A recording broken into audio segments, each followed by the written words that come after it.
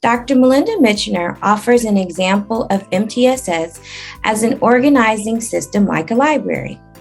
In a public library, you can know and learn where things are, many books by many authors on various topics intended for many audiences.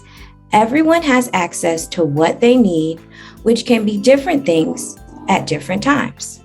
Strategic decision making occurs around book choices and pages to read based on information about the purpose, reading level, and other data. Importantly, everyone is welcome to use the library system, where each person can check out the right book at the right time.